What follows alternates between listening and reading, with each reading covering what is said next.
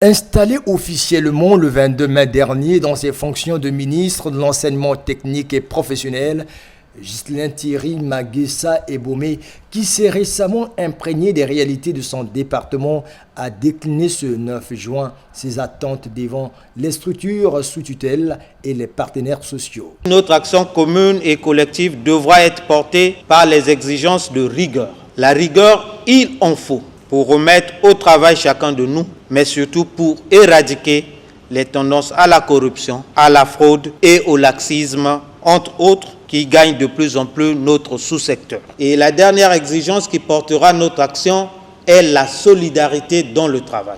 On doit sortir des méthodes classiques d'une administration cloisonnée où les différents organes ou directions travaillent sur des bases d'exclusivité. Il faut aller aux méthodes inclusives du travail.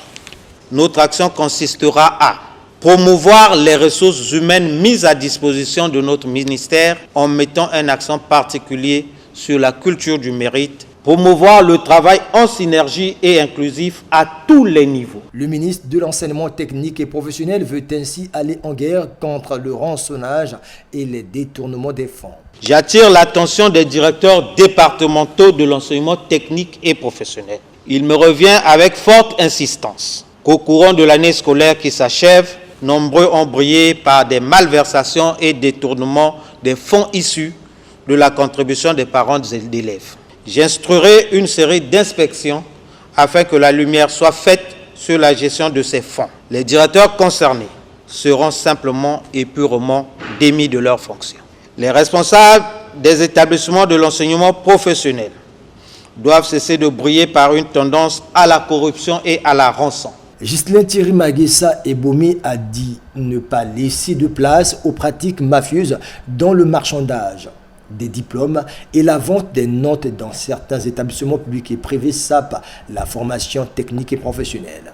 Il me revient de constater une forte tendance au marchandage des diplômes, ce qui est un génocide sournois de la République. L'école normale nationale moyenne d'administration, dont la vocation est de former des cadres moyens pour servir dans notre administration, est gangrénée par des pratiques frauduleuses, marquées par la vente des sujets, c'est les textes que je viens de lire, et des notes attribuées au poids des billets de banque et autres relations qui froissent la pudeur.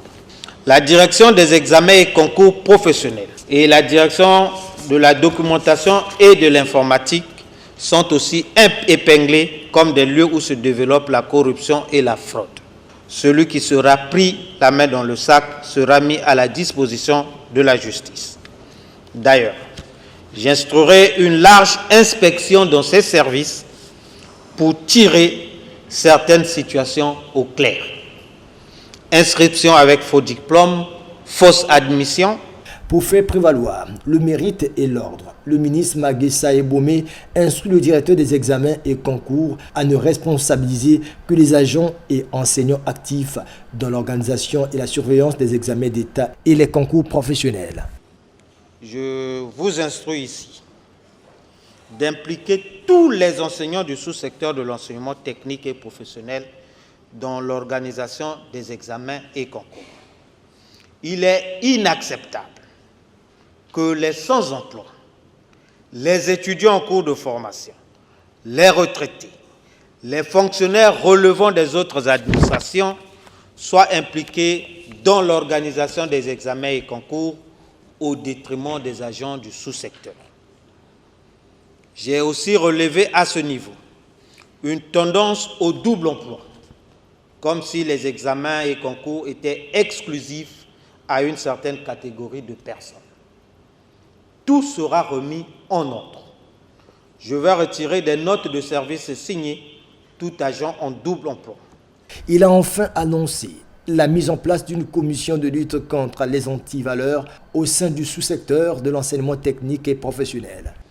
Cette commission comprendra les magistrats, les enseignants, les associations de la société civile œuvrant dans le secteur de l'éducation nationale, dont l'association des parents d'élèves et les syndicats de l'enseignement. À cette commission, j'assignerai prioritairement la mission d'enquêter sur les procédures d'inscription aux examens et concours professionnels, le fonctionnement des écoles professionnelles en mettant un accent particulier sur les conditions d'admission de chaque auditeur. Le ministre en charge de l'enseignement technique et professionnel a promis poursuivre le dialogue avec les partenaires sociaux et le recrutement du personnel enseignant en priorisant les prestataires évoluant déjà sur le terrain.